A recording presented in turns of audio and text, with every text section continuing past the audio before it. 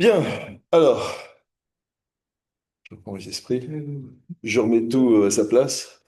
Bien, alors, on va parler d'un sujet qui est un sujet que j'ai commencé à traiter samedi. C'est-à-dire que j'en ai fait une partie que je vais reprendre pour ceux qui étaient là, mais peu de personnes qui étaient là, donc peu, ça ne veut pas dire personne. Euh, donc, je vais reprendre quand même les grandes lignes de ce que j'ai dit samedi, mais je vais ajouter un chapitre pour compléter, je dirais, la perception d'un sujet extrêmement riche dans la Torah, dans la paracha que nous avons lue cette semaine, paracha de Bo, et qui est un sujet qui est un sujet immense dans l'humanité.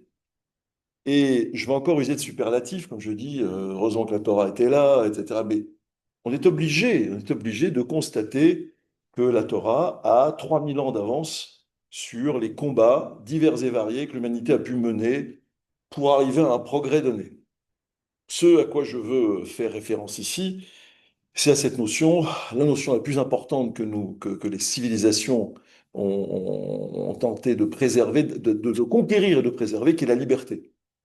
Alors pourquoi est-ce que je dis que la Torah a 3000 ans d'avance? Parce qu'il n'existe pas dans les 2000 années qui ont précédé l'époque du peuple juif constitué autour des patriarches et ensuite autour des familles et ensuite autour de la nation, du peuple juif qui deviendra une nation ensuite, il n'y a pas d'exemple de conquête de la liberté, de révolution, de révolte qui précède celle des Hébreux qui vont se révolter contre l'esclavage et sortir d'Égypte en tant qu'hommes libres. Il n'y a pas d'exemple avant cet exemple-là dans la Torah. C'est donc le peuple juif qui a initié cette dimension de liberté. C'est un truc incroyable parce qu'aujourd'hui, on a l'impression que la liberté, c'est une donnée évidente, élémentaire, qui fait partie du patrimoine quasiment humain.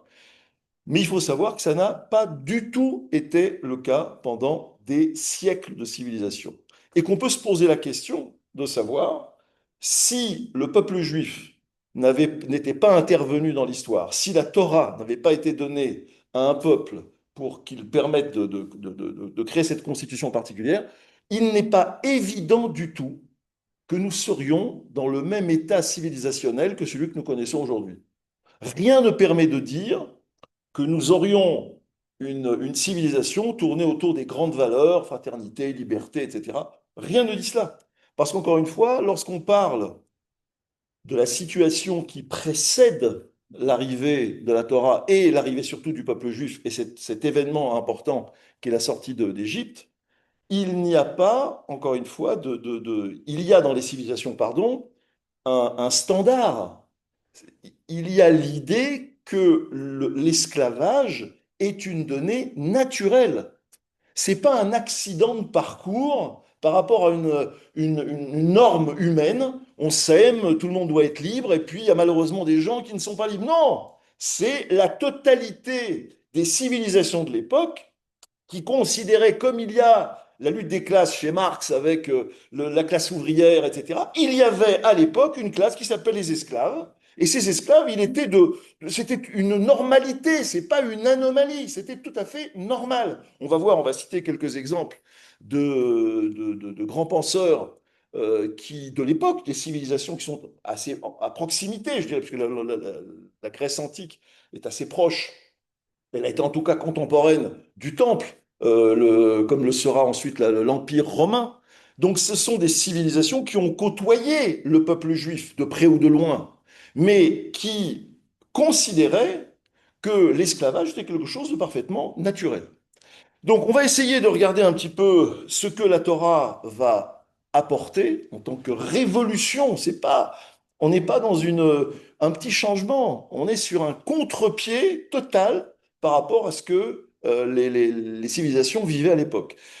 Je reprends mon refrain, si on regarde les vidéos, je dois le chanter à chaque fois, mais en tout cas, le refrain que je veux indiquer, c'est que euh, la Torah doit être comprise comme une constitution. C'est-à-dire que voici les règles, les lois que le Dieu donne au peuple juif, les mitzvot, etc. Ça, c'est un fait qu'on ne peut pas et qu'il n'est pas question de remettre en cause. Mais il y a une dimension dans la Torah qui est une dimension à la fois de plaidoyer, ou plus exactement d'abord de réquisitoire avant d'être un plaidoyer. Quand la Torah arrive, moins 1300 et quelques avant notre ère, lorsque la Torah est donnée, elle va constituer un réquisitoire contre les us et coutumes et les habitudes de ce que les civilisations pratiquaient à l'époque. Donc la Torah vient s'inscrire vraiment à contre-pied de tout ce qui se faisait. Il faut comprendre la dimension révolutionnaire de la Torah et un plaidoyer, parce qu'il y a la volonté de la part du peuple juif à travers les indications que Dieu va lui donner, il y a la volonté d'orienter l'humanité vers un progrès qui va donner à l'homme une dimension qui est complètement perdue, ou qui risque, faute d'une intervention divine, qui risque de prendre des directions qui vont mener l'humanité à la catastrophe. On nous doit beaucoup plus que ce que l'on veut ou ce que l'on nous dit déjà. Les nations doivent au peuple juif, tous les révolutionnaires, d'ailleurs, c'est pas un hasard si la plupart des grandes figures révolutionnaires sont juives, parce qu'effectivement, il y a un héritage qui est quasiment dans l'ADN. Alors, ça, c'était pour poser un peu le problème, et je voudrais, face à cet événement, remettre un peu en perspective l'événement lui-même de la sortie d'Égypte et la manière dont les choses se sont passées pour comprendre qu'il y a derrière ça une approche de la liberté qui est très très spécifique au peuple juif, qui sera reprise ensuite. Mais le monde va mettre des siècles avant de commencer à comprendre ce qui nous est donné comme ça gratuitement dans la Torah à travers la paracha de Bo. Alors, je dirais que pour amorcer cette idée, je prendrai l'exemple d'un lion qui a été mis en cage qui est né en captivité. D'accord? Imaginez un lion né en captivité. Il a vécu toute sa vie en captivité. Et puis un jour, comme ça se fait beaucoup en ce moment, les défenseurs de la faune viennent, investissent le zoo, libèrent ce lion et le relâchent dans la savane. Il est clair qu'il n'en a que pour quelques semaines de vie. Il sera attaqué par ses congénères. Ne sachant pas de se nourrir, il va mourir tout simplement de faim. Donc, la liberté ici nous montre qu'il ne suffit pas d'acquérir la liberté, encore faut-il aussi acquérir les moyens d'en faire un outil de vie. Voilà. Autrement, on est comme des lions qui sommes, après avoir été, je dirais, nourris en captivité, vécus en captivité, on les lâche dans la savane, ils savent pas, on les a toujours nourris, la main de l'homme est venue les nourrir. Le jour où on les met effectivement en situation de, de, de, de, de contexte sauvage, ben, ils savent plus faire. Donc, est-ce que ceci indique en quelque sorte que est-ce qu'on peut être libre sans savoir ce qu'est la liberté?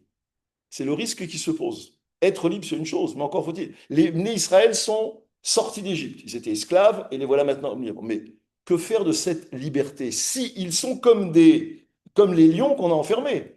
Le risque est énorme de les voir payer le prix de cette liberté, faute d'une capacité d'adaptation ou de compréhension de ce qu'est la liberté. Encore une fois, j'insiste et je réinsisterai sur le fait que l'esclavage n'est pas, comme on le perçoit aujourd'hui, un accident de parcours. C'est la norme. Les peuples vivent avec cette référence. Il y a des gens qui sont faits pour être esclaves. Je signale au passage que le dernier pays esclavagiste qui a abandonné l'esclavage, c'est la Mauritanie. Je crois que ça doit dater des années 80, 1980. Et la pénalisation, la criminalisation de l'esclavage, c'est-à-dire le fait d'être mené devant un tribunal pour crime, à partir du fait qu'on a rendu en esclavage quelqu'un, date de 2007. Donc c'est tout récent. Et ça vient, les derniers et les plus résistants, c'était les pays musulmans. Alors, alors la question qui se pose ici, c'est de remarquer le discours particulier que Moshe va tenir lorsque les Bnei Israël sont proches de la sortie. Vous imaginez, on s'attend à voir un dirigeant qui va galvaniser ses troupes, comme l'aurait fait Churchill, en les prévenant des risques qu'il y aurait, ou la sueur, Blood, Sweat and Tears, du sang, de la sueur et des larmes. Il va falloir vous attendre à ça. Ou comme Martin Luther King, qui va galvaniser les troupes en disant, très curieusement, I have a dream, j'ai fait un rêve, je montais sur la montagne et je voyais la terre promise. Je sais pas, il a pris ça, mais enfin, on peut se poser des questions. Ou encore Nelson Mandela qui a... Donc on peut trouver des tas d'arguments. Si jamais on avait devant nous un chef de guerre, je dirais, qui va préparer les troupes à un moment qui risque d'être très difficile, on ne sait pas comment l'Égypte va réagir, on s'attend à avoir un dirigeant qui va avoir un discours très meneur d'hommes avec des arguments qui vont galvaniser toutes ses troupes. Que nous dit Moshe? C'est très curieux. Il va, je dirais, surprendre complètement le peuple et nous-mêmes en tant que lecteurs, puisqu'il va parler de deux choses. Il va parler du calendrier et des enfants. Voilà les deux thèmes qu'il utilise. Il arrête le peuple. Imaginez un peuple qui est en train de courir. C'est pas exactement l'image, parce que c'est pas comme ça que c'est passé, mais un peuple qui est sous pression. Il y a 10 plaies qui se sont abattues sur l'Égypte. L'Égypte est sur les dents. Et ils sont vraiment furieux. Et arrive le moment de la sortie, Dieu les arrête et leur dit, écoutez, c'est Moshe même qui prend la parole au nom de Dieu, et on peut s'imaginer un discours galvanisant. Qu'est-ce qu'il dit? Alors attendez, je vais vous dire une chose. Là, vous voyez la lune comment elle est. Ce mois-là sera le premier pour vous. On va dire, mais tu penses que c'est le moment de faire ça? Laisse-nous d'abord sortir. Les bombes tombent de partout. C'est plutôt le moment d'abord de sortir, on verra après. Non. Ce qui est évoqué ici, c'est une question très intéressante, c'est le fait que le mois dans lequel se trouve le peuple au moment où il quitte l'Égypte, ce mois-là sera désormais le premier pour vous. Et ensuite, autre thème qui est abordé au moins 4 fois dans la paracha, les enfants, vous direz à vos enfants, et quand vos enfants vous demanderont, vous leur direz, parle-moi de stratégie militaire, galvanise-moi, dis-moi on va y aller, vous allez voir, on est les plus forts. Non, non, non, je vous parle de calendrier. Vous imaginez Churchill en 1940, lorsqu'il annonce qu'il va y avoir le combat sur les différents fronts, qu'il va engager toute l'Angleterre dans une guerre meurtrière, qu'il sait lui-même très très difficile, qu'il dit, vous savez, on va peut-être parler de la réforme du calendrier britannique. Mais ça va pas au coup la tête, c'est pas le moment. Ou le système éducatif anglophone, est-ce qu'il est bon ou pas? Mais c'est pas le moment. Les bombes tombent de pas. Donc c'est la grande question qui se pose ici. Il y a quelque chose qui cloche. On ne peut pas imaginer qu'un leader comme Moshe envisage, pour galvaniser ses troupes, de parler de choses qui n'ont strictement rien à voir. Et même si elles ont à voir, on pourrait envisager d'attendre quelques semaines, quelques mois, quelques jours pour en parler lorsqu'on sera sorti de l'œil du cyclone. C'est la question qui se pose. Alors, en fait, il y a quelque chose d'essentiel dans ce choix de Moshe de parler de ces thèmes. En fait, Moshe a compris que la liberté se gagne pas uniquement sur un champ de bataille. Il y a une autre dimension. Elle se perd aussi si elle se gagne, quoique elle ne se gagne pas toujours sur les champs de bataille, mais quand bien même se gagnerait-elle, elle se perd facilement dans les écoles et dans le temps qui passe. C'est la grande dimension que Moshe veut apporter. C'est la raison pour laquelle il va insister sur ces deux éléments-là. Donc, il veut faire comprendre que lorsque les portes de prison sont ouvertes, ça ne suffira pas. Il faut apprendre aux prisonniers à vivre dehors, comme c'est le cas du lion que je citais tout à l'heure. Sinon, comme le lion du zoo, il retournera vers ses chaînes ou périra dans sa liberté, non maîtrisée. Et d'ailleurs, c'est une préoccupation qui va traverser toute la traversée du désert, puisqu'on voit à de nombreuses reprises que Dieu choisit de les amener là ou là à cause de leur mentalité d'esclaves. C'est-à-dire qu'à force d'avoir été soumis, il y a la nécessité pour eux de reprendre des forces et Dieu craint souvent qu'en les menant à certains endroits où ce sont des champs de bataille, des lieux de bataille, des lieux de guerre, Israël ne soit pas dans une mentalité d'homme libre et qu'il risque là d'avoir la peur, etc., qui les prend et qui sera catastrophique. Donc, ce que nous allons voir ici, c'est en quoi ces deux éléments, à savoir la notion du temps et la notion de l'éducation, participent à consolider ou à garantir, je dirais, la pérennité de la notion de liberté. Alors, il y a une chose très intéressante, c'est que dans le premier Rashi de la Torah, Bereshit bara Elohim et Hashamayim et haaretz, le premier mot Bereshit est commenté par Rashi, et Rashi dit la chose suivante, il dit la Torah, c'est Rabbi Tzrak, il cite une Mishnah Rabbi Tzrak, une Agada de Rabbi Tzrak, il dit la Torah n'aurait pas dû commencer par le verset Bereshit bara Elohim et Hashamayim et haaretz. On n'aurait pas dû commencer par ça. Pourquoi? Le livre, la Torah, n'est pas un livre d'histoire. C'est pas un livre scientifique non plus. On n'est pas là pour nous expliquer comment les étoiles ont été créées. On n'est pas dans l'astronomie. Donc, la Torah est avant tout un livre de loi, une constitution. À ce titre, nous aurions dû commencer par la première mitzvah donnée par la Torah. Quelle est la première mitzvah qui est donnée dans la Torah pour le peuple d'Israël? C'est la notion de temps avec ce mois sera pour vous le premier des mois. Oui, c'est la première mitzvah donnée au peuple d'Israël, pas à un individu. Il y a procréer, etc. Il y a d'autres. Il y a le nerf sciatique. Il y a beaucoup d'autres. Mais elles sont données à des individus. Là, données au peuple, en tant que peuple constitué, c'est la première loi. Et elle est donnée dans notre paracha. Donc, Rachidi, le texte aurait dû commencer par cette loi-là, et pas par Bereshit bara Elohim. Parce que ça, c'est pas pour nous quelque chose qui est indispensable. À quoi nous sert de savoir comment a été créée la terre et le ciel? Nous, ce qui nous intéresse, c'est comment on doit se comporter en termes de loi par rapport à l'attente de Dieu et par rapport à son peuple. C'est ça que Dieu attend de nous. Donc, nous devons apprendre les lois. Maintenant, comment? C'est comme si dans le Code civil, on faisait un premier chapitre sur comment fabriquer un livre. On dirait, mais ça, on s'en fiche de comment fabriquer un livre. Nous, ce qu'on veut, c'est quelles sont les lois pour qu'on puisse les appliquer. Et le reste, ça ne m'intéresse pas. Donc, c'est ça l'idée. Donc, Rashi nous dit que les premiers termes de la Torah auraient dû être celles de notre paracha, parachat Bo, à savoir, et ce mois sera le premier pour vous. Alors, la question qui se pose, c'est qu'en fait,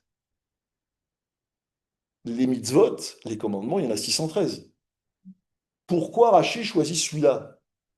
Puisque ton principe c'est de dire, on aurait dû commencer par une loi. Il y en a 613. Pourquoi celle-là? Il y en a 612 autres qui peuvent faire l'affaire, qui répondent bien aux préoccupations que tu évoques. Et c'est là que se trouve effectivement le cœur de ce propos de Moshe sur la liberté et sur la révolte, la première grande révolte qui va avoir lieu. Donc, comme je vous l'ai dit, la sortie d'Égypte, l'Exode, constitue la première révolte dans l'histoire des civilisations d'un peuple qui ne se rebelle pas contre des conditions d'esclavage, mais qui se rebelle contre l'esclavage lui-même. Ce qui n'est pas jusque-là, vous savez qu'en 71, après, je crois que c'est après dans notre ère, il y a la grande révolte de Spartacus, dont on entend souvent parler, mais c'est pas une révolte contre. D'ailleurs, c'est intéressant parce que je crois que j'y réfléchi après, tu me confirmeras ça, Henri. Au niveau cinématographique, la présentation de cette révolte, elle est faite comme une remise en cause de l'esclavage. Quand comment dire, les sentiments qui sont présentés dans les films, toutes les œuvres de fiction qui ont été faites, elles tentent de montrer un Spartacus qui s'oppose, qui s'élève contre la notion d'esclavage. Mais dans la réalité, ce n'était pas ça. Spartacus n'a jamais remis en cause l'esclavage. Il a remis en cause les conditions de l'esclavage. C'est pas du tout la même chose, d'accord? Et la révolte du peuple juif, c'est-à-dire la sortie d'Égypte à partir de la fin de l'esclavage et de sortie d'Égypte du peuple juif en tant que peuple libre, ça précède de plus de 1000 ans l'histoire de Spartacus. Donc c'est intéressant de voir que même notre époque n'a pas su conserver la notion de, comment dire, de révolution apportée par la Torah en termes de révolte d'un peuple qui ne s'oppose pas aux conditions de l'esclavage, mais à l'esclavage en tant que tel, ce qui est totalement différent. Alors, qu'est-ce qu'il y a donc de si fondamental dans le Kiddush HaChodesh, c'est-à-dire la sanctification du mois, qui retienne l'attention de Rachi, qui dit on aurait dû commencer par ce commandement-là, toute l'histoire de la Torah. Alors, nos maîtres expliquent que, alors je voudrais juste, pour bien enfoncer le clou, indiquer en termes de référence par rapport à l'histoire, comment l'esclavage était perçu à cette époque. On a le code qui peut être mis en rapport, pas comparé, mais qui peut être mis en rapport avec la Torah en termes de constitution, c'est le code d'Hammurabi, code d'Assyrie, qui était à l'époque en 1725. C'est un code en 1725, donc moins 1725, donc il précède de 400 ans le don de la Torah. Qu'est-ce que dit ce code? Il dit que il régulait l'esclavage, mais ne le remettait jamais en question. Les esclaves étaient une classe permanente de la société. Aristote, dans la Grèce antique, qui est un des grands penseurs de l'humanité, Aristote à l'époque nous dit il y a certains hommes sont esclaves par nature. Et dans son livre politique, il écrit il est évident que certains hommes sont libres par nature et d'autres esclaves, et que pour ces derniers, l'esclavage est à la fois avantageux et juste. Aristote. Ce qui veut dire que nous sommes à une époque où l'esclavage est une convention. On ne discute pas. À Rome, qui a beaucoup pratiqué l'esclavage, il faut savoir que la Rome antique, 30 à 40% de la population d'Italie est soumise en termes d'esclaves. 30 à 40% de la population de l'époque est esclave. Donc ça ne pose pas de problème majeur aux civilisations de l'époque. Donc, l'exode est quelque chose de complètement différent de toutes les révoltes qui avaient lieu jusque-là. On va proclamer que l'être humain ne peut appartenir à un autre être humain. Première chose, première donnée qui est révolutionnaire, un être humain ne peut pas appartenir à un autre être humain.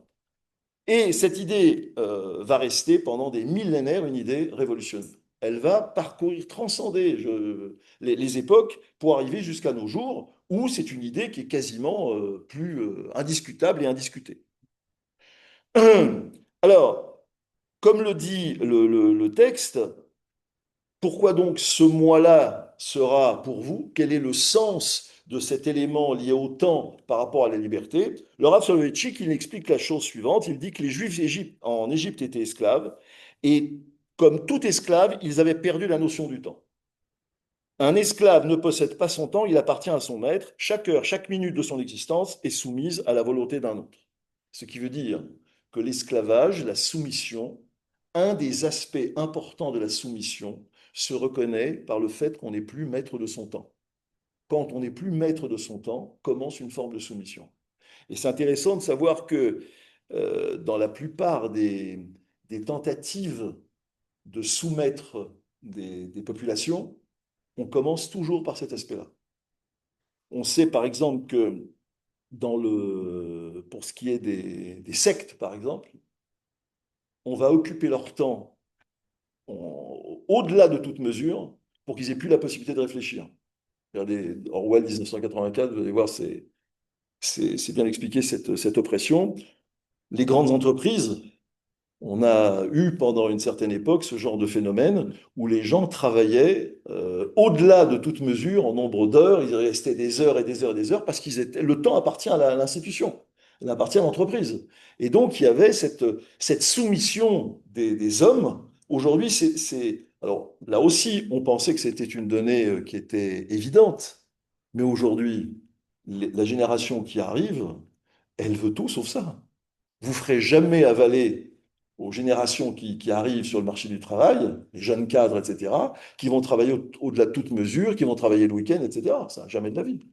J'ai vu, comme je sais plus, je disais Shabbat, je me rappelle d'ailleurs toujours pas qui, mais qui me disait qu'elle avait dû renvoyer un mail à sa direction qui l'interpellait pendant son week-end pour dire, oh, oh, on se calme. Le week-end, c'est le week-end. Jamais à notre époque, enfin, cette génération n'aurait osé agir comme ça. On aurait même considéré que le fait d'être interpellé pendant un week-end donne d'une certaine façon une importance plus grande je veux dire, à la valeur qu'on doit avoir aux yeux de ceux qui nous dirigent, hein. Une grande considération, c'est ça. Aujourd'hui, ça n'a plus lieu d'être. Mais à l'époque, il y a beaucoup de films aussi qui ont été faits, d'œuvres qui ont été écrites sur cette ascendance, cette soumission des grandes directions sur leur cadre, qui était vraiment corvéable à merci. On a eu beaucoup de choses là-dessus. Donc, lorsque le Moshe vient sous la dictée de Dieu indiquer au peuple que ce mois-là sera le premier pour vous, il indique un des leviers nécessaires à la liberté, c'est de récupérer sa gestion du temps personnel. Si on n'a pas sur le temps une mainmise, il n'y a pas de liberté réelle accessible. Il y a encore une autre grande révolution qui va être réalisée par ce biais, ça aussi, on le dit jamais assez, mais combien il y a de choses que le peuple juif a inventées. Jusque-là, jusqu'à cette idée-là, la société était surtout agricole, même du temps du peuple juif. Mais tout le monde vivait sous l'emprise de cycles agricoles. C'était des cycles qui revenaient sans cesse, les moissons, etc. Le calendrier était fixé par des prêtres ou des rois, jamais le peuple. Or, dans le peuple juif, on dit, vous, ce mois-ci pour vous sera le premier, et n'importe quel juif peut effectivement participer à l'élaboration des calendriers et à la fixation du temps. Il y a une très belle il y a un très beau passage dans la Maseret Rosh Hashanah qui parle pour souligner que ce n'est pas un accident de parcours dans le texte. Dans la Gemara Rosh Hashanah, je crois que c'est page 21, quelque chose comme ça, il y a Dieu qui s'adresse au peuple juif et qui lui dit, désormais, c'est vous qui fixerez le temps. Et il ajoute, et quand bien même vous vous tromperiez, je m'alignerai. Ça veut dire qui fixe les fêtes? C'est le peuple juif. Ça veut dire que c'est l'homme qui fixe le temps et Dieu se plie à cette décision. Masechet Rosh Hashanah. Et il y a dans cette même Masechet les anges qui viennent questionner Dieu en lui demandant quand va tomber Kippour.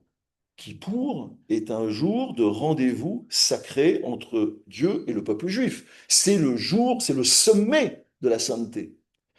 Qui va effectivement fixer cette date et à quelle date tombera Yom Kippour? Dieu répond, allez voir le tribunal d'Israël, c'est lui qui décide.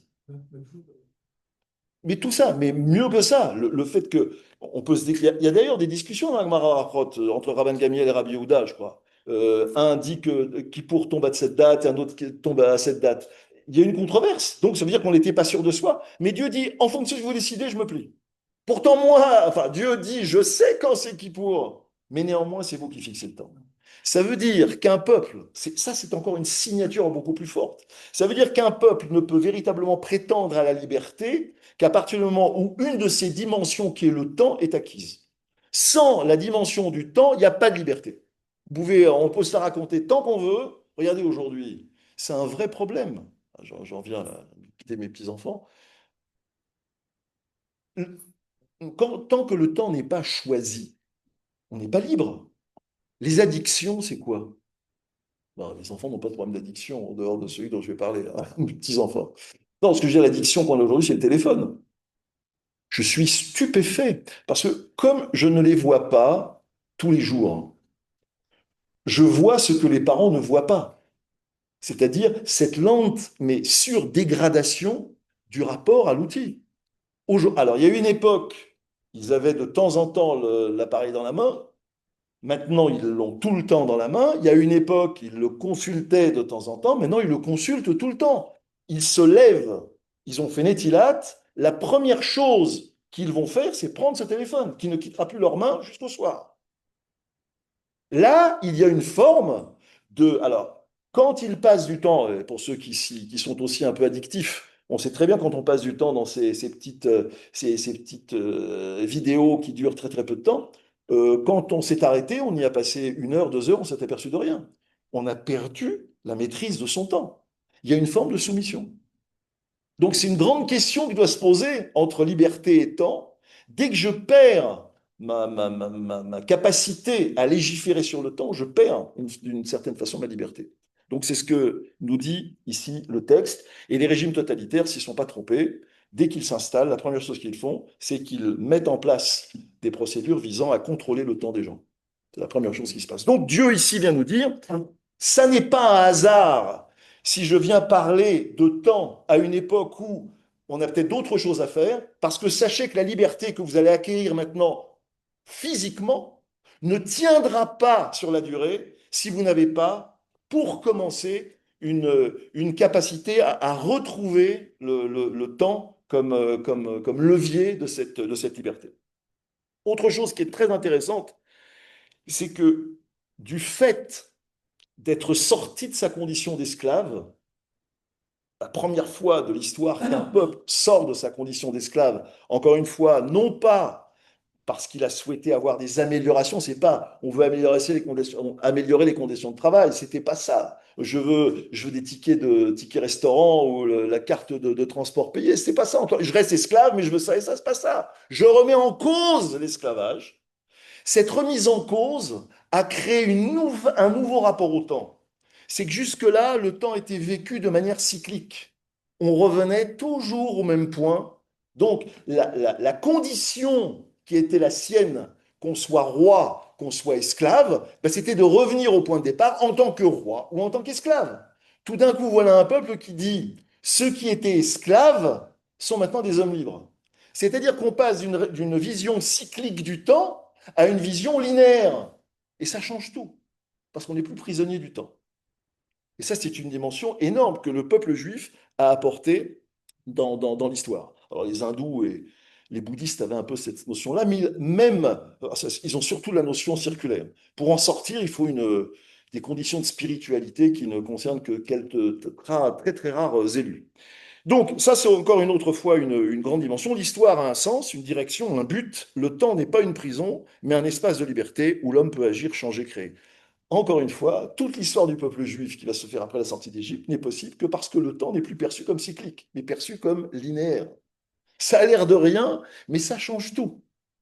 Je disais Shabbat que lorsqu'on a, d'ailleurs c'est contre-intuitif, je dirais, vous vous rappelez des montres à quartz, les montres avec l'affichage rouge, là, où on ne voyait rien et qu'il y avait un peu de soleil, ces montres qui ont changé le rapport au temps, parce que ça n'était plus l'aiguille qui tournait, qui revenait à son point de départ, là, c'était les chiffres qui étaient affichés.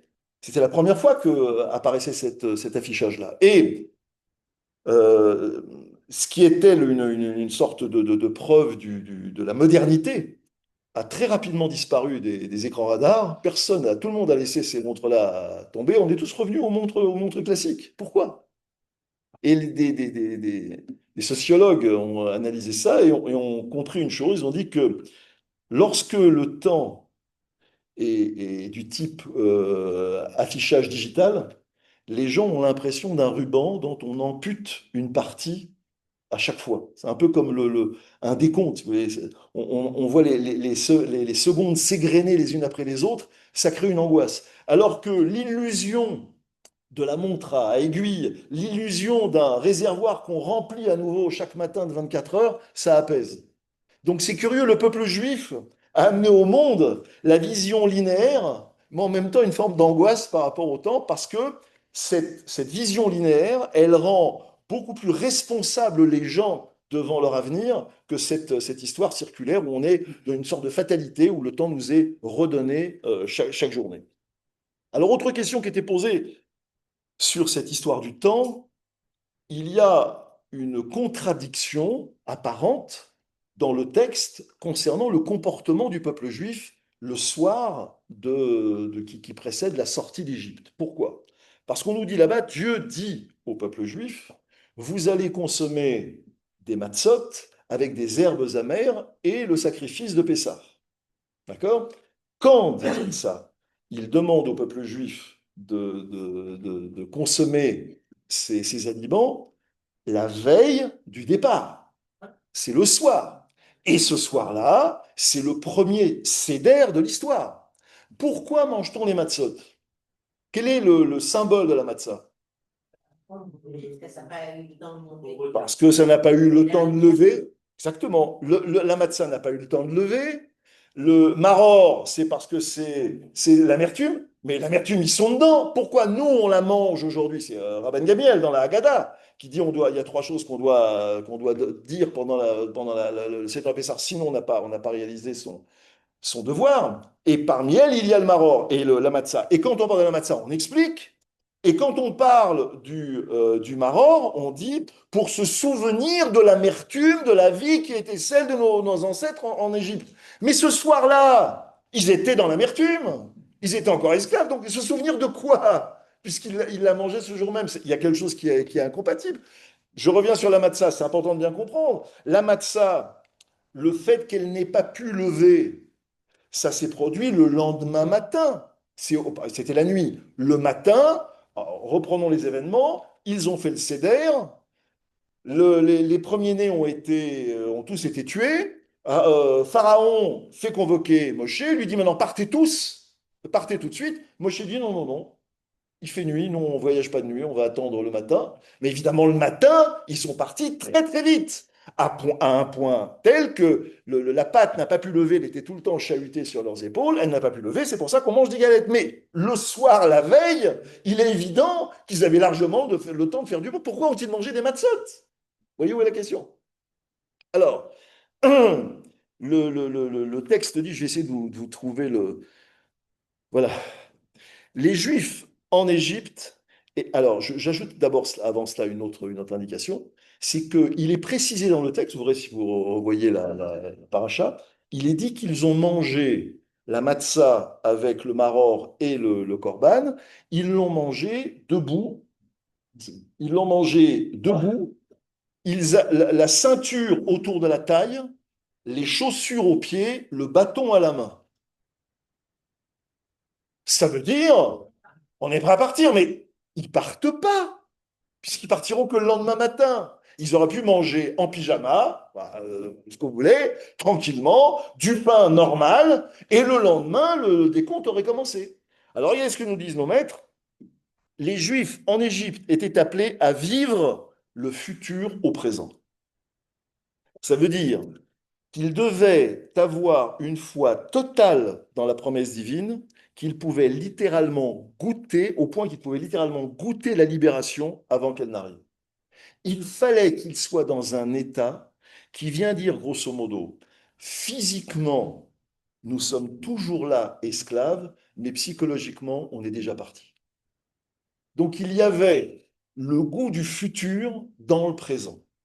C'est-à-dire cette capacité à intégrer un futur à venir à un moment qui était un moment difficile, qui était le moment du présent. C'est pour ça qu'ils étaient avec la ceinture, les sandales et le bâton, prêts à partir. C'est comme s'ils disaient à Dieu, on va quand tu veux, on y va. Donc ils n'ont pas mangé la matzah en souvenir d'une matzah qui n'avait pas eu le temps de monter. Eux, l'ironie, c'est que nous, on mange tout ça pour se plonger dans le passé. Eux mangeaient tout ça pour se plonger dans l'avenir. C'est qu'ils étaient déjà libérés et déjà ils consommaient ça comme si c'était un passé dont est présent, mais ils voulaient goûter cet avenir-là. Donc c'est ça le rapport qui nous fait dire d'ailleurs ce soir-là, chaque personne doit se considérer comme sortant ce soir-là d'Égypte pendant le Seder. Ça vient de là. Donc eux sont sortis d'Égypte avant même d'être sortis, et nous nous remettons dans la situation d'une sortie dans le passé. La Gemara Brachot, elle pose une question, bon, je ne vais pas rentrer dans le débat, mais Rabbi Yochanan, dans la Gemara Brachot, il pose la question, qui est celui qui peut hériter du monde futur? Réponse, celui qui fait la Hamida de Harvit juste après la Géoula. C'est quoi la Géoula? C'est Gaal Israël. Baruch Ata Hashem, Gaal Israël. Et hop, on commence la Hamida. Ça, c'est pour Harvit, le soir. C'est la Gemara Brachot. Qu'est-ce que dit le Rav ici? Il nous dit que celui qui fait, après Baruch Ata Hashem Gaal Israël, qui attaque la Hamida, il a le droit au monde futur. Ça fait beaucoup quand même, hein, comme récompense pour juste un truc qui n'est pas très compliqué à faire quand même. Toujours, mais même à la limite, il ne le dit pas dans le texte, on ne dit pas tous les jours. En tout cas, quand tu le fais, fais-le comme ça, parce que dit le texte. Si tu le fais, si tu veux avoir le droit au monde futur, fais comme ça. Alors évidemment, il y a une disproportion énorme entre la récompense et l'effort à fournir. C'est rien à fournir, ça. Alors, c'est le Rav Nissan Alper qui répond à ça et qui dit la chose suivante. Avoir une part dans le monde futur n'est pas la récompense pour juxtaposer le schéma Alamida. C'est celui qui fait ainsi, on dit qu'il est il est un Ben Olam Haba, un membre du monde futur. La personne qui peut percevoir la libération dans l'obscurité du soir est un membre du monde à venir et il vit ici dans le présent, mais son existence est connectée au futur. La question qui est posée là-bas, c'est est-ce que le soir de la délivrance, le soir où ils ont mangé la fameuse matzah alors qu'ils étaient tranquilles, est-ce que le soir qui était l'obscurité, qui était la peur, c'était vraiment les ténèbres, est-ce qu'on la considère comme déjà le début de la libération ou est-ce qu'elle est en soi uniquement un moment de peur?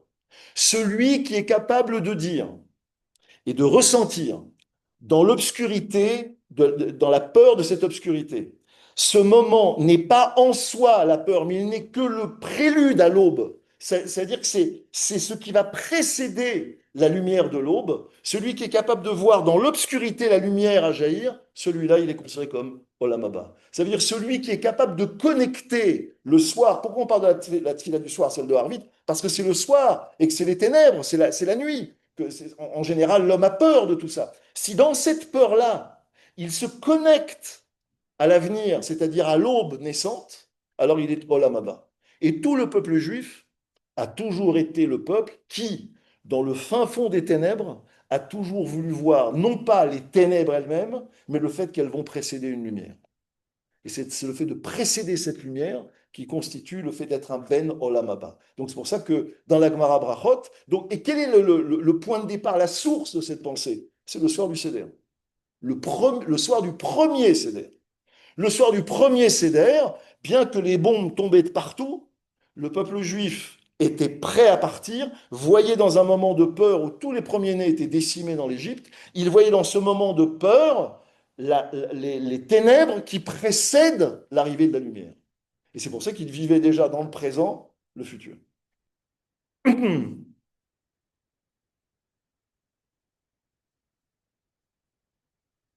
Alors, juste pour faire un petit rappel pour ceux qui ont suivi les épisodes précédents, je dirais que c'est intéressant de voir que sur le temps, on reconnaîtra jamais, on n'a jamais suffisamment souligné l'apport du judaïsme là-dedans, mais les Juifs ont apporté, disait Hitler à une Marchémo, il disait que ça avait apporté deux blessures, une sur l'âme et une sur le corps, la circoncision sur le corps et la pensée morale ou l'éthique sur l'esprit, qu'il fallait en finir avec tout ça. En fait, le peuple juif a apporté beaucoup plus que ça. Le peuple juif, il a apporté sur le temps ce qu'on vient de voir ici, mais il y avait déjà deux choses énormes qu'il avait apportées. C'est d'abord une reconsidération du rapport au passé. On avait vu ça ensemble pour certains qui étaient là, qui était l'idée du pardon. On a vu que Yosef, la première fois dans l'histoire de l'humanité où quelqu'un pardonne, c'est un juif qui pardonne à ses frères, c'est Yosef. Conséquence, la conséquence, c'est qu'on passe d'une civilisation marquée par la honte à une civilisation qui est marquée par la culpabilité. Jusque-là, toutes les civilisations vivaient dans la honte de la faute. La faute, elle crée une honte chez l'individu. Quand Yosef intervient et pardonne, c'est la première fois qu'on pardonne dans l'histoire. Il y a des historiens qui ont fait un travail de recherche sur les sentiments dans la Grèce antique, etc. Il n'y a pas de pardon dans la Grèce antique. Il n'y a que des moyens d'atténuer la colère de l'autre. Et donc, en apportant ce pardon, ils ont transposé, ou en tout cas, ils ont fait bouger le centre de gravité du problème. C'est plus la personne qui est en cause, c'est la faute. Donc, comme c'est la faute, la personne en question qui a fauté ne reste pas définitivement, éternellement attachée à cette faute avec comme un boulet de laquelle elle ne pourra plus jamais se séparer. Le fait que ce soit la faute qui soit désignée fait qu'il y a une certaine liberté par rapport au passé. Et pour l'avenir, on l'avait vu la dernière fois, Le fait que Yaakov ne puisse pas faire la révélation à ses enfants de l'avenir, parce que quand au moment où il veut leur dire ce que sera l'avenir, il est bloqué. Et il n'a pas pu faire ce qu'il voulait. Pourquoi? Parce que nos maîtres viennent nous expliquer, ne va pas penser que l'avenir est écrit. Parce que s'il avait pu dire l'avenir tel qu'il devrait, ou tel qu'il le voyait, ou tel qu'il aurait dû le voir, ça voulait dire que l'avenir était écrit et qu'on était coincé, déterminé par rapport à cet avenir. Le fait qu'il ne puisse pas vient souligner le fait que cet avenir n'est pas écrit et que nous pouvons, même si certaines lignes forces sont déjà là, changer les choses. C'est tout le rapport du connaître, prédire, etc. Mais je ne vais pas revenir sur cette question-là. Bien, ça c'était la première partie. Donc, premier levier qui est associée à la liberté, sur laquelle Moshe veut absolument intervenir et insiste, c'est le temps. L'esclavage est fini, vous êtes désormais des hommes libres, mais il n'existe pas de liberté sans une maîtrise du temps qui lui est associée. Si votre temps est géré par d'autres, vous ne serez jamais des hommes libres. Donc c'est la raison pour laquelle Dieu intervient et dit, ce mois-ci sera le premier pour vous, c'est vous désormais qui décidez de ce qu'est le temps. C'est vous qui décidez quand est le premier du mois, le nouveau Rosh Chodesh, les fêtes, c'est vous qui décidez. Et quand bien même vous vous tromperiez, je m'aligne. Donc ça veut dire que vraiment Dieu a l'intention de donner cette capacité à l'homme pour qu'il puisse véritablement élaborer une réalité factuelle. Alors deuxième élément qui est évoqué pendant cette sortie d'Égypte, sur laquelle Moshe va beaucoup insister, c'est de parler des enfants. Encore une fois, je remets le contexte en place. On est à un moment où on pense à tout sauf au temps et aux enfants. La seule chose à laquelle on pense, c'est de se sauver le plus vite possible et de rester en vie dans la sortie d'Égypte. Sachant qu'on a un peuple entier, tous les Égyptiens, n'ont qu'une chose, une envie, c'est de nous éliminer, de commettre un premier génocide de l'histoire. Ils n'attendent que ça. Alors venir me dire, vous savez, il faut faire attention au temps, les enfants, oh, plus tard. Non, j'insiste. Et si j'insiste, c'est parce qu'il y a là quelque chose qui est important à intégrer par rapport à la liberté. Donc, les maîtres nous disent, sur le point de recouvrir leur liberté, les Hébreux sont investis de la mission de devenir une nation d'éducateurs. Le rôle principal, ce sera l'éducation. Mais quel rapport avec la liberté? Alors, ce que veut dire le texte ici, c'est que, comme je le disais tout à l'heure, la liberté se conquiert non pas sur les champs de bataille, non pas dans l'arène politique, ni dans les tribunaux, mais dans l'imagination et la volonté des hommes. Pour défendre un pays, il faut une armée. OK. Ils ajoutent, mais pour défendre une société libre, il faut des écoles, des familles et un système éducatif. S'il n'y a pas ça, on est clair, c'est que la liberté de la société sera perdue. Et aujourd'hui, c'est étrange comme on voit se mettre en place une remise en cause de tous ces piliers qui sont indiqués là. Alors, ce que dit Moshe ici, c'est que recouvrer la liberté, c'est pas forcément très compliqué. Ce qui est le plus difficile, c'est de la maintenir. C'est pas d'être libre, de devenir libre, mais c'est de le rester qui est un problème. Et Moshe veut insister sur le fait que la condition sine qua non permettant aux hommes non pas de devenir, mais de rester libres, c'est l'éducation. Et il dit que il faut trois institutions, les parents, une éducation et une mémoire. C'est très étrange parce que je trouve aujourd'hui que, par exemple, dans tous les pays avancés, c'est les trois choses qui s'effritent. La mémoire s'effrite. On n'a plus d'enseignement de l'histoire. Ou alors c'est une histoire tronquée, ou une histoire qui est complètement modifiée. Elle n'a plus rien à voir avec la réalité. Tout le wokisme est en train de renverser les valeurs de l'histoire et de présenter une histoire qui n'a plus rien à voir avec les événements que nous avons connus. Donc la mémoire, elle s'effrite. Les parents ont de moins en moins sur leurs enfants une vocation d'éducation. La preuve en est, c'est quand je parle des téléphones, c'est qu'on les met devant un téléphone, comme ça, au moins, on est tranquille, mais il n'y a plus véritablement d'éducation au sens où on l'entendait, je dirais, ce mot avait une certaine valeur à une époque. Et donc, on a parlé de la mémoire des parents et l'éducation. On voit encore une fois qu'il y a une vraie, ça part à volo. Et ce que semble dire le texte ici, c'est que quand ces trois pylônes qui portent aussi la liberté s'effritent, ce qui risque de se passer, c'est que c'est la liberté elle-même qui disparaît. Parce qu'on ne peut pas faire perdurer une liberté sans ça. La mémoire, c'est une évidence.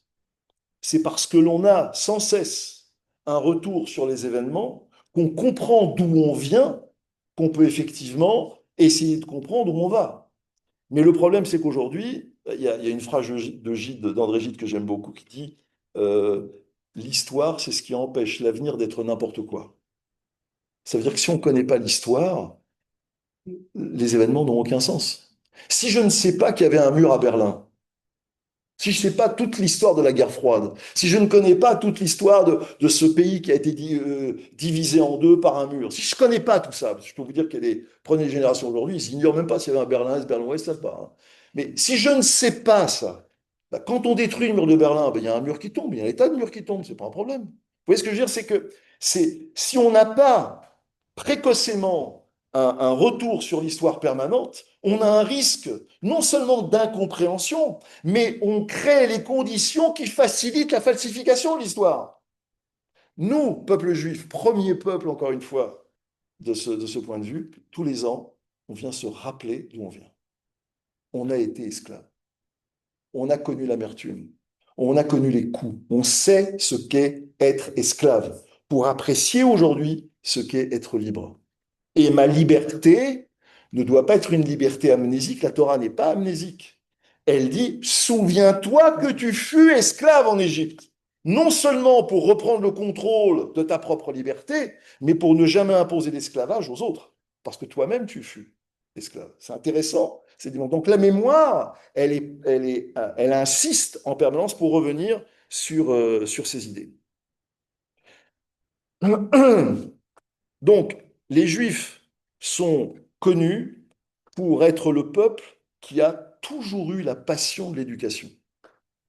Et on va voir une chose qui est, encore une fois, je dis toujours la première fois, la première fois, la première fois. On a vraiment que c'est le Guinness des records la première fois. Mais le peuple juif, c'est ça.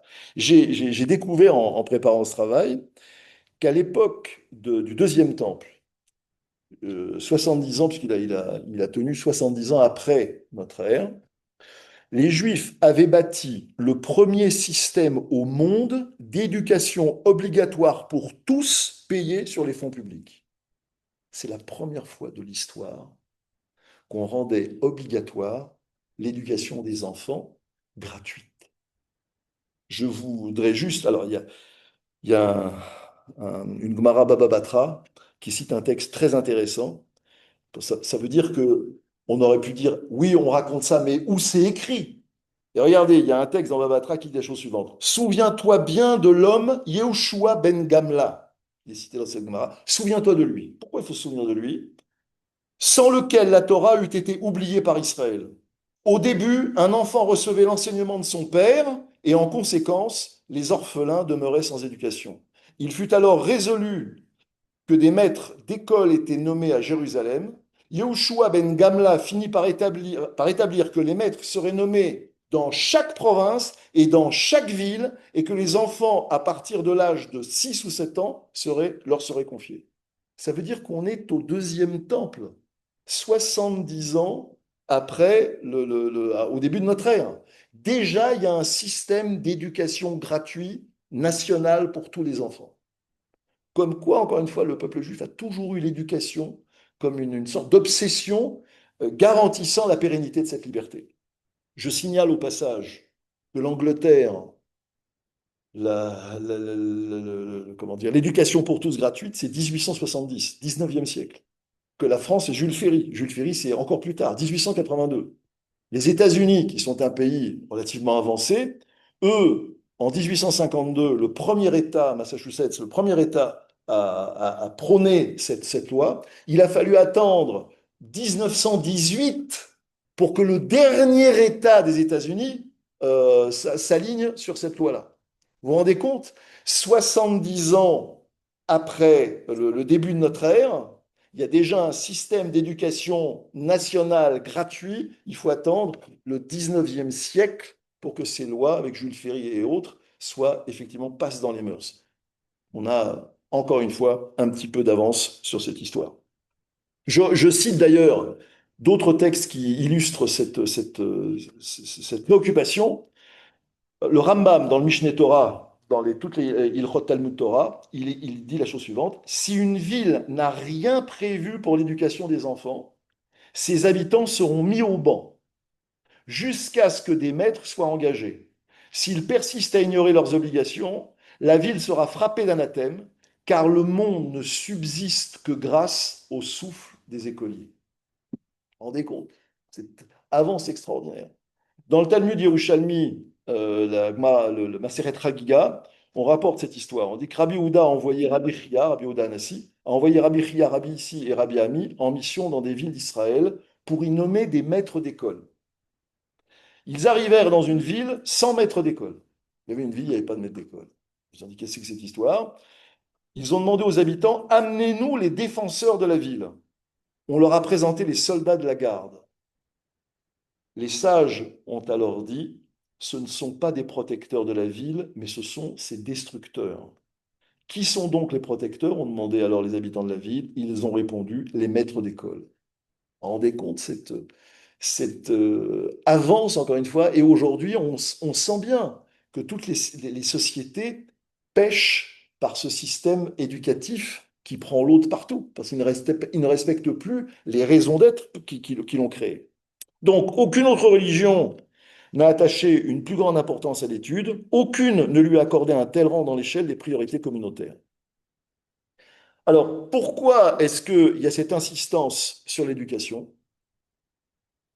Qu'est-ce que l'éducation veut faire passer? C'est ça l'idée, puisqu'on parle de l'éducation comme élément principal avec le temps. Qu'est-ce que cette éducation veut faire passer? Mais elle veut faire passer une idée qui est là aussi, je m'excuse de toujours répéter, révolutionnaire.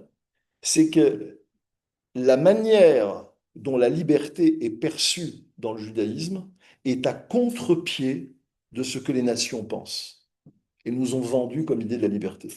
La liberté, c'est quoi? La liberté, en général, sur le dictionnaire, c'est la faculté de faire ce que l'on veut, quand on veut, où on veut, avec qui on veut. Voilà, c'est ça l'idée, d'accord? Eh bien ça, la Torah considère que c'est exactement le contraire de la liberté. La liberté, dit le Rav Salanter, c'est pas la capacité de faire ce qu'on veut, c'est la capacité de ne pas faire ce que l'on veut. C'est étrange. Pourquoi? Parce qu'ils disent que c'est quelque chose qu'on peut constater. Il y a une confusion de genre. L'être humain est composé, on va dire, de deux entités, de deux modalités plutôt. Une modalité animale et une modalité spirituelle. D'accord? Lorsque on fait ce que l'on veut, quand on veut, comme on veut, avec qui on veut, en fait, ça veut dire que lorsque les instincts de la partie animale se réveillent, eh ben, on les assouvit, sans contrôle. Et donc, on est quelqu'un qui ne fait que ce qu'il veut, c'est un animal. C'est parce que je suis capable. Alors, je voudrais juste faire peut-être avant ça une petite distinction entre l'instinct et la pulsion. Les animaux ont des instincts. L'homme a des pulsions. La partie animale de l'homme a des pulsions, partie physique. L'instinct, c'est quoi? Quand l'animal voit un de ses instincts se réveiller, il n'a aucun moyen d'y résister. Il assouvit cet instinct.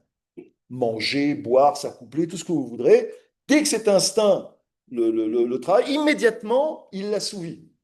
La pulsion, c'est une forme d'instinct sur lequel on a la possibilité d'intervenir, de retenir. Lorsqu'un homme ne peut pas ou ne sait pas retenir la pulsion qui est la sienne, ça devient un instinct, ça devient un animal. Donc, n'est libre, selon la Torah, que celui qui est justement capable de ne pas répondre à ce que ses instincts lui commandent et d'être capable de les juguler, de les maîtriser. C'est quoi les brachot qu'on fait avant de manger? Boré Périaetz, Boré Mésonote, etc. C'est quoi? C'est un moyen de dire, ma pulsion s'éveille pour que je mange, mais je ne suis pas un animal. Et comme je ne suis pas un animal, je vais mettre une distance entre ma pulsion et l'élément à consommer. je vais d'abord faire une bracha pour dire, je ne suis pas un animal, je suis un homme. Et à partir du moment où je prononce cette bracha, je passe, je m'anoblis de la situation de l'animal vers l'être humain.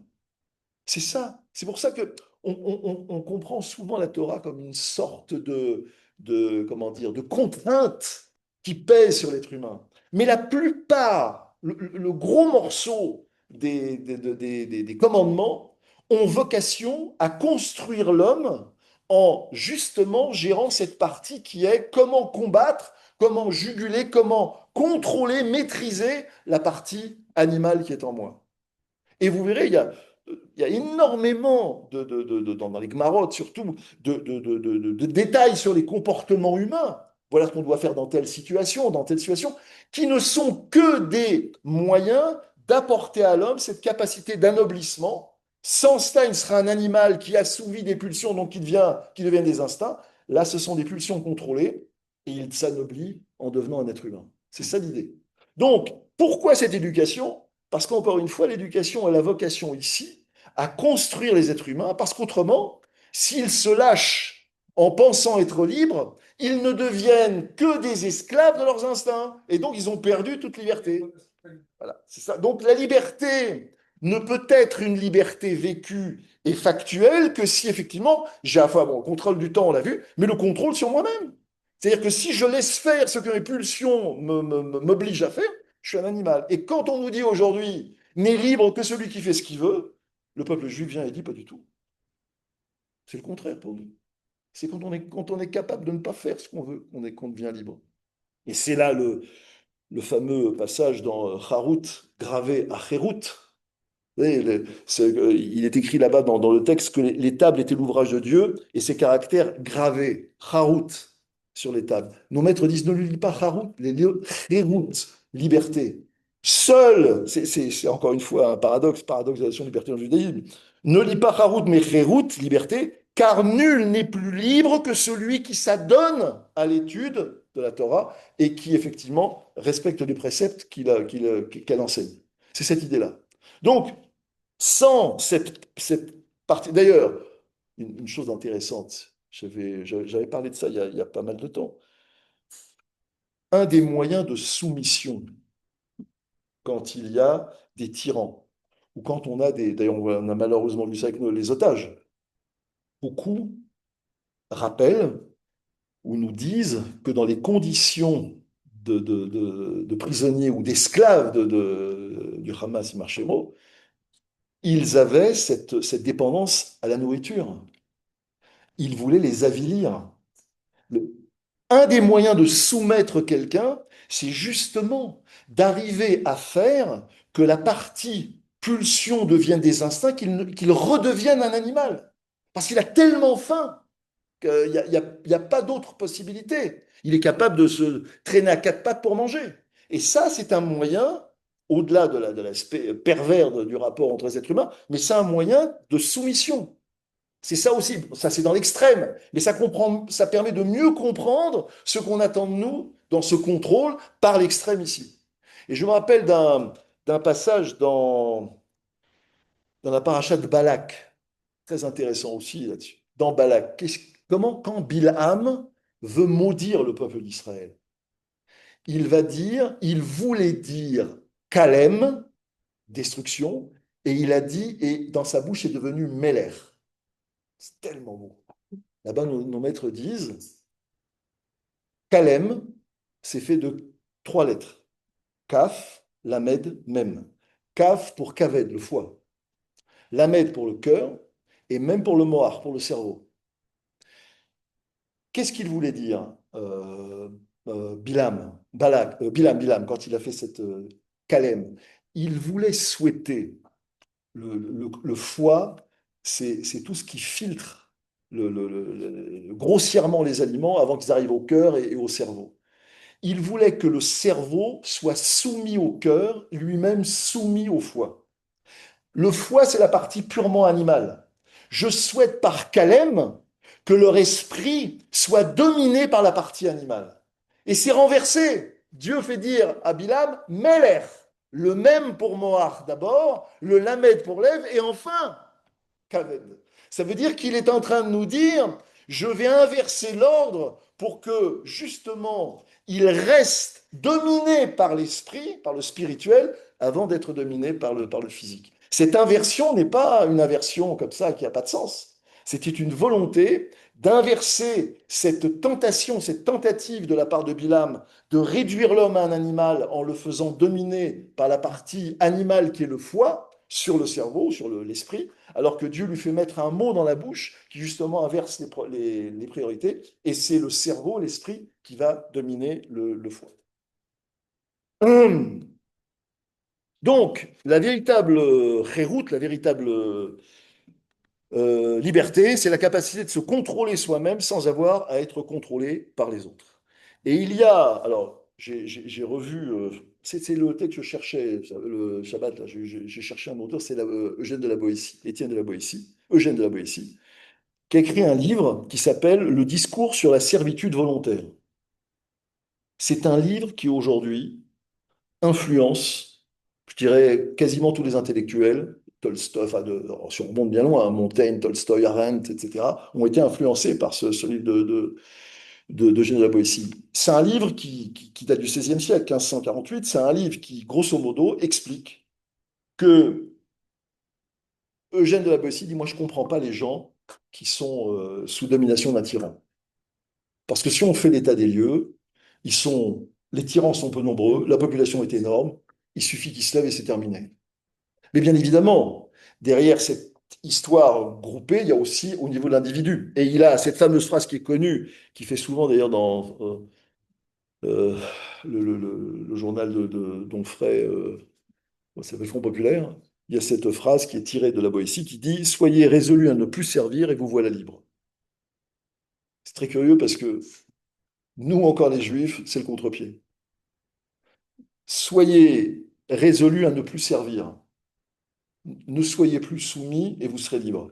Et nous, on dit, c'est parce qu'on se soumet qu'on est libre. Alors, à quoi on se soumet, bien sûr, mais c'est parce qu'on accepte. Pourquoi je dis ça? Parce que la Boétie parle des Juifs et d'Israël dans son livre, au XVIe siècle. Et il dit qu'il ne comprend pas. Il ne comprend pas comment ce peuple a pu se laisser tyranniser. Alors, je n'ai jamais trouvé, alors c'est quelqu'un à l'info que je serais content d'avoir, je n'ai jamais trouvé, Eugène de la Boétie ne dit rien sur qui tyrannise. Est-ce qu'il parle de l'époque de Pharaon, avec le peuple juif qui était esclave, mais il s'est libéré après, donc pas trop, ou est-ce qu'il parle d'un peuple qui s'est soumis à Dieu? Je ne sais pas. Parce que dans les deux cas, il y a un problème pour nous. Parce que nous, s'il part du temps où on était esclave chez Pharaon, on s'est libéré, donc Dieu nous a libérés, donc on n'a pas de compte à rendre, je dirais. Et s'il nous parle d'un peuple qui s'est soumis à Dieu, comment se fait-il qu'un peuple accepte de se soumettre, etc., alors qu'il pourrait être libre s'il le décide? Mais nous, on dit que c'est parce qu'on se soumet qu'on est libre. C'est exactement l'opposé de la pensée occidentale de l'Europe. Je voudrais juste citer un juge américain qui s'appelle Hand, qui est rapporté par le Rav Sachs. Il rappelle ça de manière magistrale. Il dit la liberté réside dans le cœur des hommes et des femmes. Lorsqu'elle y meurt, aucune constitution, aucune loi, aucun tribunal ne peut la sauver. Quelle est donc cette liberté qui doit résider dans les cœurs? Ce n'est pas la volonté brute et débridée, ce n'est pas la liberté d'agir à sa guise. C'est le fait d'agir à sa guise, c'est la négation de la liberté qui mène droit à sa suppression. C'est qu'il est en train de dire une autre chose. C'est que quand on fait ce qu'on veut, on supprime la liberté. Lui, il va plus loin. Il ne dit pas c'est pas la liberté. Il dit non seulement c'est pas la liberté, mais ça va finir par la supprimer. Et il continue en disant une société dans laquelle les hommes n'acceptent aucune entrave à leur liberté devient rapidement une société où la liberté est l'apanage de quelques barbares. C'est extraordinaire. C'est une lucidité incroyable. C'est exactement, encore une fois, le contre-pied de ce qu'on nous vend aujourd'hui, ce que la pensée occidentale nous a vendu et continue de nous vendre aujourd'hui. Soyez libres, défaites-vous de vos chaînes, soyez autonomes, etc. Nous, on dit tout le contraire. Et il est en train de dire la même chose. En tant que juge, il sait de quoi il parle. C'est-à-dire que quand on fait sauter toutes les digues de ce qui contrôle la liberté des individus, ben ça finit par être le comment dire, anti-liberté, contre-productif, et ça finit par réserver la liberté à quelques barbares, ceux qui ont les moyens de faire ce qu'ils veulent. Donc, au niveau individuel, la liberté suppose un effort constant. Elle n'est jamais acquise. C'est pour ça que l'éducation est si importante dans le judaïsme. C'est elle qui est garante, excusez-moi,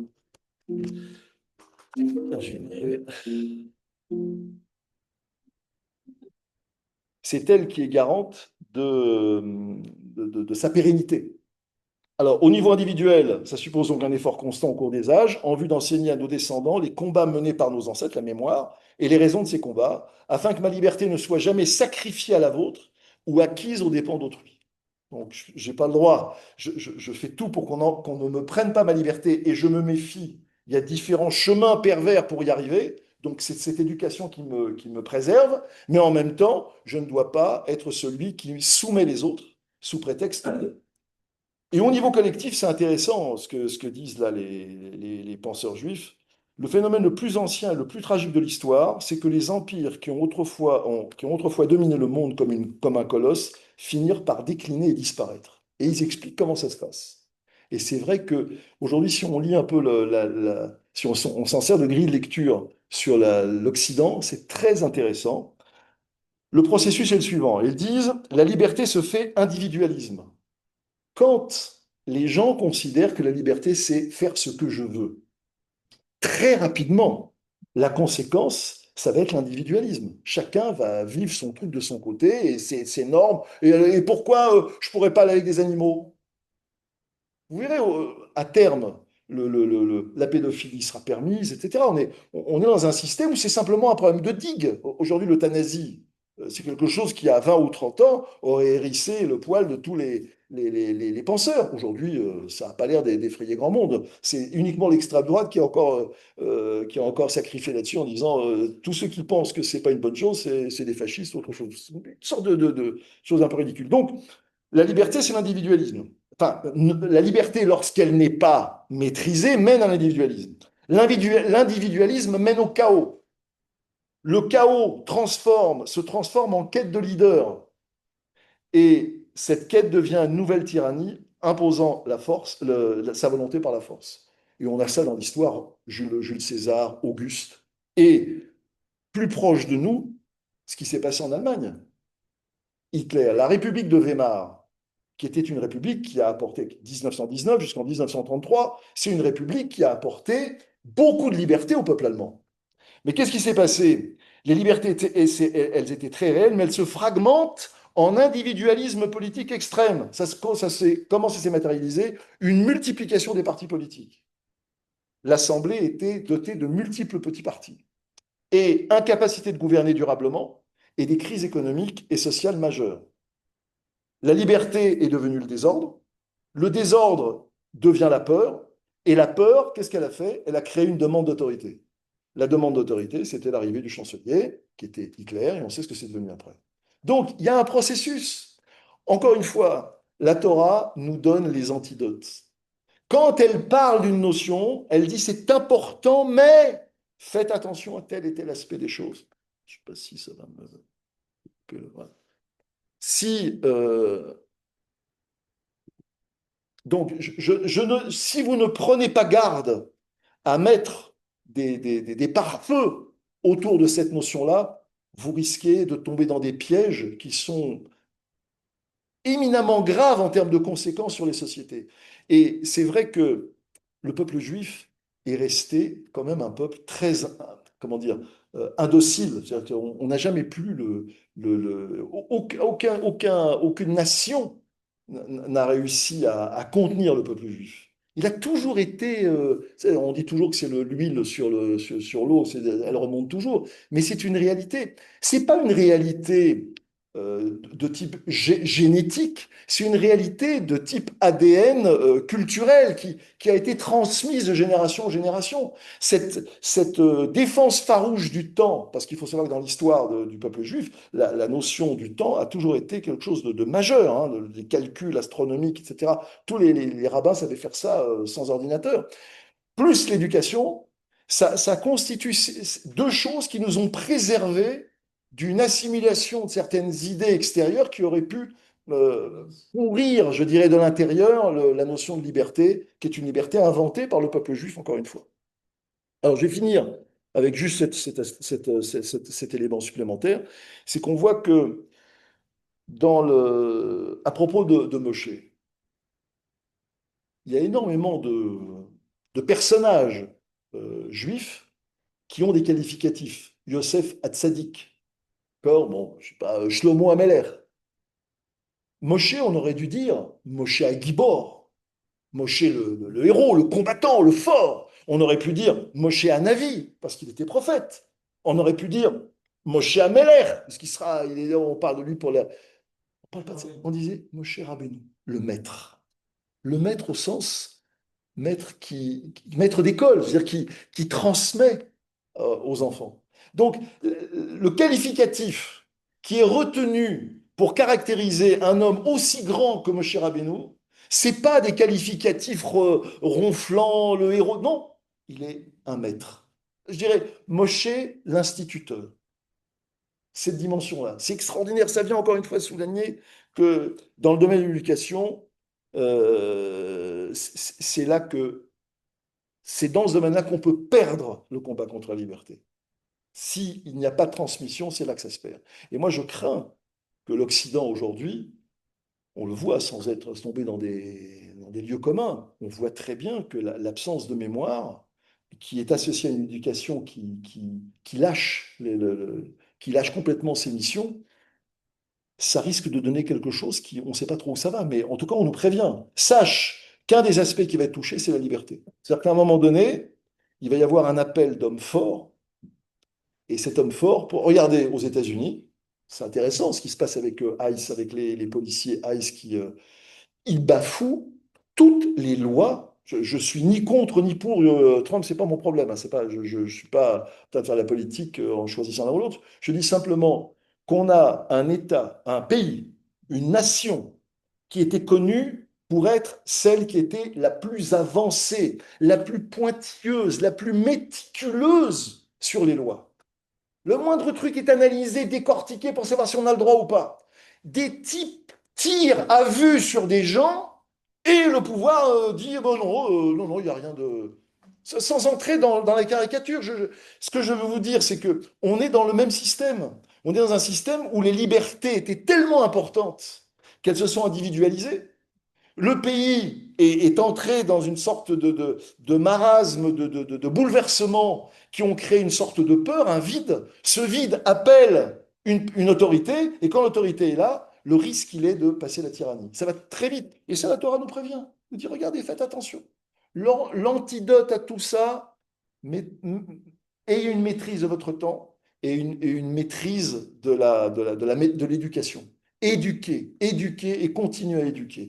Transmettez la mémoire. S'il n'y a pas de transmission de la mémoire, la liberté finira par s'effriter. Donc, je dirais pour terminer, pour ne pas vous retenir plus longtemps, que le lion est mort parce qu'on l'a libéré sans lui apprendre à être libre.